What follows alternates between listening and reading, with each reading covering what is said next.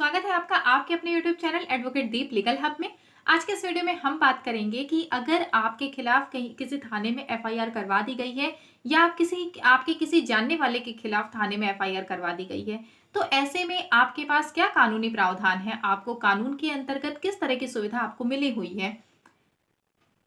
आज के इस वीडियो में आपको ये भी जानकारी दी जाएगी कि आपके खिलाफ अगर झूठी एफआईआर दर्ज कराई गई है तो ऐसी झूठी एफआईआर से आप किस तरीके से कानून का सहारा लेकर के आप उससे बाहर निकल सकते हैं। आज के समाज में जबकि हम ये देखते हैं कि थाने पर झूठी एफआईआर के केसेस बहुत ज़्यादा बढ़ गए हैं। मतलब जो एफआईआर कराई जाती है, जो कंप्लेन दर्ज कराई जाती है, उनमें से बहुत सारी ऐसी कंप्लेन एफआईआर होती है जो कि झूठी होती है। कई बार लोगों को फंसाने के वजह से भी, जैसे कि अगला इंसान चाहता है कि किसी मामले में उसके पड़ोसी को या उसके जानने वाले को फंसा दिया जाए और इसकी वजह से झूठी कहानी तैयार करके उस व्यक्ति के खिलाफ थाने में एफआईआर करवा दी जाती है। जबकि आपको ये पता होता है कि आपके खिलाफ जो शिकायत की गई है वो बिल्कुल ही झूठी है और ऐसा आपने कोई भी अपराध किया ही नहीं है, लेकिन फिर भी थाने में आपके नाम से एफआईआर करवा दी गई है। अब ऐसे में आप किस तरीके से खुद को इन झूठी शिकायतों से बचा सकते हैं, किस तरीके से आप अपने खिलाफ चलने वाले मुकदमे से खुद को निकाल सकते हैं, तो इसके बारे में आपको पहले जानकारी दी जाएगी। अगर आपके खिलाफ या आपके किसी जानने वाले के खिलाफ किसी भी थाने में झूठी एफआईआर करवाई गई है, तो आपको जब इस बात की सूचना होती है कि आपके खिलाफ या आपके जानने वाले के खिलाफ एफआईआर करवा दी गई है और आप नामजद हैं, फला अपराध में आप नामजद हैं, तो सबसे पहला आपका काम क्या होना चाहिए कि आपको क्वेशिंग की ओर बढ़ना चाहिए। क्वेशिंग का मतलब होता है एफआईआर को रद्द कराना, जो कि प्रावधान जो है वो सीआरपीसी की धारा 482 में 482 में ये प्रावधान दिया गया है। ये जो प्रोविजन है जो वो 482 में है सीआरपीसी में। तो इसके अंतर्गत आपको हाईकोर्ट जाना पड़ता है, क्योंकि ये जो क्वेशिंग है ये हाईकोर्ट का ही पावर है कि एफआईआर को क्वेश करने का अधिकार हाईकोर्ट का है। तो आपको एफआईआर को क्वेश कराने के लिए आपको कहाँ जाना होगा? आपको जाना होगा हाईकोर्ट। अब इसके लिए आपको किसी अधिवक्ता की जरूरत पड़ेगी, आपको किसी एडवोकेट की जरूरत पड़ेगी। तो आप किसी भी अपने अच्छे एडवोकेट के माध्यम से आप हाईकोर्ट में एफआईआर को क्वेश करवाने के लिए आप जा सकते हैं। जब आप एफआईआर को क्वेश करवाने जाते हैं तो आपके पास उन सारे सबूतों का होना जरूरी हो जाता है जो कि ये बताते हैं कि आपके खिलाफ जो एफआईआर कराई गई है, जो शिकायत कराई गई है, वो झूठी है और आपने इस तरह का कोई भी अपराध किया ही नहीं है, लेकिन फिर भी आपके खिलाफ एफआईआर करवा दी गई है। जब आप उन सबूतों के माध्यम से जब आप हाईकोर्ट का रुख करते हैं और आप क्वेशिंग के लिए जब वहां पर जब आप जाते हैं, तो आपकी जो एफआईआर है, आपके खिलाफ जो एफआईआर कराई गई है, वो हाईकोर्ट के द्वारा रद्द कर दी जाती है। इसका आपको एक फायदा और मिलता है कि अगर आपके खिलाफ झूठी एफआईआर की गई है और आप हाईकोर्ट में आप क्वेश कराने के लिए चले गए हैं, तो पुलिस आपको गिरफ्तार नहीं करेगी उतने समय तक में, जब तक कि ये जो आप क्वेश्चन के लिए गए हैं इसका कोई भी फाइनल ऑर्डर इसका नहीं आ जाता है। अगर हाईकोर्ट के द्वारा आपके खिलाफ जो एफआईआर की गई है, आप जिन एफआईआर में आप नामजद बनाए गए हैं, अगर उसे क्वेश कर दिया जाता है तो आपके ऊपर किसी भी तरह का फिर मुकदमा बनता ही नहीं है और फिर पुलिस का गिरफ्तार करने का कोई फिर चांस ही नहीं है। लेकिन अगर एफआईआर आपकी क्वेश नहीं होती, मान लीजिए कि आप गए हैं क्वेशिंग के लिए, हाईकोर्ट में आप गए हैं क्वेशिंग के लिए और आपके पास उतने पर्याप्त सबूत नहीं थे जो कि हाईकोर्ट को ये बताने में सक्षम हो सके कि आपके खिलाफ जो एफआईआर कराई गई है वो झूठी है और आपने ऐसा कोई अपराध नहीं किया, तो ऐसे में क्या होगा कि आप जो क्वेशिंग के लिए गए हैं उस क्वेशिंग का आपने जो एप्लीकेशन लगाई है उसे रद्द कर दिया जाएगा और जो ऑर्डर आएगा वो आपके फेवर में नहीं आएगा।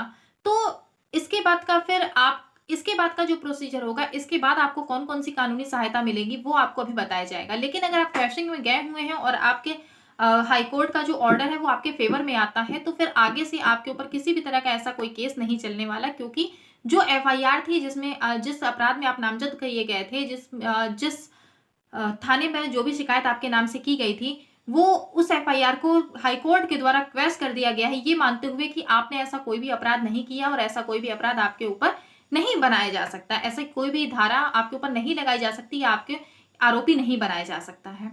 तो ये जो एफआईआर आपकी होगी वो क्वेश हो जाएगी। ये जो प्रावधान है वो सीआरपीसी की धारा 482 में है। अब हम मानते हैं कि आपके खिलाफ कुछ जो एफआईआर की गई है, जो शिकायत की गई है आपके खिलाफ या आपके किसी भी जानने वाले के खिलाफ, वो सही है और आपने कोई ना कोई अपराध ऐसा किया था जिसकी वजह से आपके खिलाफ किसी भी थाने में रिपोर्ट दर्ज कराई गई है। अब ऐसे में जब आपके जब रिपोर्ट दर्ज हो जाती है, जब एफआईआर हो जाती है, तो पुलिस वालों का ये काम होता है, उनका ये कर्तव्य होता है कि जिस भी व्यक्ति के खिलाफ एफआईआर कराई गई है उसको इस बात की सूचना दें। तो वो ऐसे व्यक्ति को समन करता है और समन करने के माध्यम से उस व्यक्ति को थाने पर बुलाता है। यहाँ पर क्या होता है, कुछ अपराध ऐसे होते हैं जिनमें तुरंत ही गिरफ्तारी हो जाती है और कुछ अपराध ऐसे होते हैं जिनमें तुरंत गिरफ्तारी नहीं होती है। तो अगर ऐसा अपराध है जिनमें तुरंत गिरफ्तारी नहीं होनी है, ऐसे में अगर पुलिस के द्वारा आपको समन किया जाता है, आपको थाने पर बुलाया जाता है, तो बहुत सारे लोग ऐसे होते हैं कि जब पुलिस वालों के द्वारा बुलाया जाता है और उनको ये पता है कि उनके खिलाफ कहीं कोई शिकायत कराई गई है और इस वजह से उन्हें थाने पर बुलाया जा रहा है, तो लोग थाने पर जाने से बचते हैं। लोग क्या करते हैं कि थाने पर न जा करके वो इधर उधर भागने लगते हैं कि हमें थाने पर न जाना पड़े, कि अभी थाने पर जाएंगे वहां पूछताछ होगी, हम क्या बोलेंगे, या बहुत सारी ऐसी चीजें होती हैं। उनको कुछ लोग ऐसा समझा भी देते हैं कि नहीं नहीं, आप थाने पर मत जाइएगा, आप थाने पर अभी मत जाइए। लेकिन ये आपका जो काम होता है ये बहुत ही गलत होता है। अगर थाने पर आपको बुलाया जा रहा है, पुलिस ने आपको समन किया, आपको थाने पर बुलाया है, तो वो जो पुलिस का काम है वो इन्वेस्टिगेशन करने के लिए आपको थाने पर बुलाया है। आपको यहाँ पर क्या करना है कि आपको सबसे पहले अपने एक अधिवक्ता से बात करनी है, अपने किसी एडवोकेट से बात करनी है, और उन एडवोकेट के माध्यम से आप जब एक बार बात कर लेते हैं तो आप उनके साथ थाने पर जाइए। आप एडवोकेट से बोलिए कि सर आप मेरे साथ इस दिन पे हमें थाने पर बुलाया गया, तो आप मेरे साथ हमें अपना थोड़ा समय दीजिए, आप उस दिन की फीस अपने अधिवक्ता को दे दीजिए और वो आपके साथ थाने पर जाएंगे। वहां पर आपसे पूछताछ वगैरह की जाएगी पुलिस से। पुलिस के द्वारा जो भी पूछताछ की जाती है आप उसमें पूरा सहयोग करिए। अगर आपकी कोई गलती नहीं है, आपके खिलाफ जो भी रिपोर्ट कराई गई है वो झूठी है, तो आप सारी बातों को पुलिस के सामने बताइए कि हाँ ये चीजें, और आपके पास अगर उसके बारे में कोई भी प्रूफ है तो आप उन प्रूफ को भी पुलिस वालों को दिखाइए कि आपके खिलाफ जो भी शिकायत की गई है वो शिकायत झूठी है।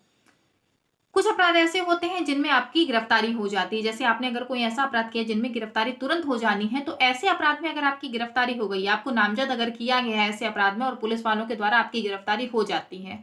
यहाँ पर आपको एक छोटी सी चीज बता दें जो कि बहुत लोगों को नहीं पता होती, कि किसी भी महिला की गिरफ्तारी सूर्यास्त के पहले और सूर्योदय के बाद ही होती है। मतलब सूर्योदय के बाद और सूर्यास्त के पहले ही किसी भी महिला की गिरफ्तारी होगी। तो कोई महिला अगर ऐसी, अगर वो अपराधी है, अगर किसी भी आरोपी बनाई गई है और उसकी अगर गिरफ्तारी होती, तो पहले तो इस ऐसी किसी महिला की गिरफ्तारी महिला पुलिसकर्मी के द्वारा ही की जाएगी। बहुत कम परिस्थितियों में वो भी आदेश लेकर के ही कोई पुरुष व्यक्ति कर सकता है, नहीं तो जो प्रोसीजर है, जो प्रावधान है, वो महिला की गिरफ्तारी महिला पुलिसकर्मी के द्वारा ही की जाएगी। और सूर्योदय के पहले और सूर्योदय के बाद और सूर्यास्त के पहले गिरफ्तारी की जाएगी। रात के समय में किसी महिला को गिरफ्तार नहीं किया जाएगा। तो ये कुछ ऐसे प्रावधान हैं जो हमारे यहाँ बताए गए हैं, हमारे कानून के अंतर्गत बताए गए हैं। अब इसके बाद फिर अगर आपकी गिरफ्तारी हो जाती है और आपके पास क्या क्या कानूनी प्रावधान है, आपके पास क्या क्या कानूनी, आपको कौन कौन सी सुविधा दी गई है कानून के अंतर्गत, वो आपका जानना जरूरी होता है, जो कि बहुत सारे लोगों को नहीं पता होता। सबसे पहले तो अगर किसी भी व्यक्ति के खिलाफ किसी थाने में रिपोर्ट दर्ज कराई गई है तो उस व्यक्ति को सूचना देना पुलिस वालों का काम है। उस व्यक्ति को सूचना पुलिस वालों के द्वारा दी जाएगी और उसे समन करके थाने पर बुलाया जाएगा। इसके बाद फिर अगर आपकी गिरफ्तारी हुई है, आपको थाने पर ले गया गया है और थाने पर आपको गिरफ्तार करके बैठाया गया है, तो 24 घंटे से ज्यादा किसी भी व्यक्ति को थाने पर बैठाया नहीं जा सकता। उसे न्यायालय में, उसे कोर्ट में पेश करना ही करना है। ये पुलिस का कर्तव्य है कि किसी भी व्यक्ति को 24 घंटे से ज्यादा थाने पर नहीं बैठाया जा सकता है, तो आपको कोर्ट में पेश किया जाएगा। इसके अलावा कई बार ऐसा भी होता है कि आपको इस बात की जानकारी नहीं होती। बहुत सारे लोग ऐसे हैं जिन्हें इस बात की जानकारी नहीं होती है और थाने पर उन्हें बहुत, कभी कभी तो 2 से 3 दिन तक उन्हें थाने पर ही रखा जाता है और उन्हें प्रताड़ित किया जाता है, जो कि हमारे कानून के अंतर्गत नहीं आता। कि आप पुलिस वालों के द्वारा आपको मारा पीटा नहीं जाएगा। अगर पुलिस वालों ने आपको गिरफ्तार किया है तो वो आपको मारे पीटेंगे नहीं। और इसी के साथ साथ एक और प्रोविजन है कि आपको, अगर किसी भी व्यक्ति को गिरफ्तार किया गया है तो उसकी चिकित्सकीय परीक्षण किया जाएगा। मतलब कि उसका मेडिकल उसका पूरा कराया जाएगा और उसकी जो भी स्थिति है वो मेडिकल रिपोर्ट से उसकी क्लियर हो जाएगी। अगर उसे कहीं चोट लगी है, उसकी तबीयत खराब है, तो सारी चीजें उस मेडिकल रिपोर्ट से क्लियर हो जाती हैं। तो आपका मेडिकल भी कराया जाएगा और आपको कोर्ट में आपको पेश किया जाना जरूरी होता है 24 घंटे के पहले। मतलब 24 घंटे के अंदर आपको पेश किया जाना होता है। और इसी के साथ साथ आपके पास एक और अधिकार होता है कि अगर आपको गिरफ्तार किया गया है तो आपके पास ये अधिकार है कि आप अपने एडवोकेट से मिल सकते हैं। मिल सकने का मतलब ये नहीं है कि आप जेल से आपको कहीं जाने दिया जाएगा। इसका मतलब ये है कि आप अपने किसी भी जानने वाले के द्वारा आप अपने एडवोकेट से आप संपर्क, आपका जानने वाला जो है वो संपर्क करेंगे और वो जो आपके एडवोकेट है वो आपसे आकर के वहां पर मिल लेंगे और आप अपने एडवोकेट से वहां पर आराम से बात कर सकते हैं और वो समय आपको पर्याप्त दिया जाएगा कि जितने समय आप अपनी सारी बातों को अपने एडवोकेट को बता सकते हैं और वो आपका केस, अगर जो भी आपके एडवोकेट हैं वो आपका केस देखने वाले हैं या पहले से कभी देखते आए हैं, तो आप अपनी सारी स्थिति उनको आप क्लियर कर देंगे। तो अपने अधिवक्ता से बात करने का आपके पास अधिकार होता है, आप अपने अधिवक्ता से बात कर सकते हैं। तो आपके पास क्या क्या अधिकार हो गए? आपके पास अधिकार हो गया कि आपको सबसे पहले तो आपको थाने पर 24 घंटे से ज्यादा नहीं बैठाया जा सकता। दूसरा, आपको पुलिस वालों के द्वारा आपको मारा पीटा नहीं जाएगा, इस तरह का कोई भी कुछ भी नहीं किया जाएगा जिससे कि आपकी सेहत को कोई भी नुकसान पहुंचे और आपका मेडिकल करवाया जाएगा। जब पुलिस वालों के द्वारा आपको गिरफ्तार किया जाता है तो आपका मेडिकल भी करवाया जाएगा जिससे आपकी जो आपकी हेल्थ की जो कंडीशन है वो अच्छे ढंग से जाना जा सके, क्योंकि पुलिस कस्टडी में अगर आपके साथ कुछ भी होता है तो वो पूरी की पूरी जिम्मेदारी उन पुलिस वालों की होती है। तो इस वजह से आपका मेडिकल कराया जाता है। इसके बाद अगर कोई भी महिला है तो उसे गिरफ्तार नहीं किया जाएगा। सूर्योदय के पहले उनको गिरफ्तार नहीं किया जाएगा और सूर्यास्त के बाद गिरफ्तार नहीं किया जाएगा। मतलब जो भी गिरफ्तारी वो सूर्योदय के बाद और सूर्यास्त के पहले हो जानी है। और इस तरह की सारी चीजें हैं जो कि आपको जाननी जरूरी होती हैं। तो आज के इस वीडियो में आपको बताया गया है कि गिरफ्तार व्यक्ति के क्या क्या अधिकार होते हैं और अगर आपके खिलाफ कहीं भी एफआईआर करवा दी गई है, किसी भी थाने में आपके खिलाफ एफआईआर करवा दी गई है, तो आपके पास क्या अधिकार है, आपके पास क्या कानूनी आपके पास प्रावधान दिए गए हैं, आपको कौन सी कानूनी सुविधाएं दी गई हैं, ये सारी चीजें आपको इस वीडियो में बता दी गई हैं। इससे संबंधित अगर आपको कोई भी जानकारी चाहिए तो आप कमेंट बॉक्स में जरूर पूछिए। वीडियो को लाइक करिए, कमेंट करिए, शेयर करिए। चैनल पर नए हैं तो सब्सक्राइब करना बिल्कुल मत भूलिएगा, बेल आइकन को प्रेस करिए। और अगर आप किसी भी टॉपिक पर वीडियो चाहते हैं तो कमेंट बॉक्स में जरूर बताइए कि आपको किस टॉपिक पर वीडियो चाहिए, उस पर भी आपको वीडियो बना करके जल्द ही दिया जाएगा। वीडियो को लास्ट तक देखने के लिए बहुत बहुत धन्यवाद।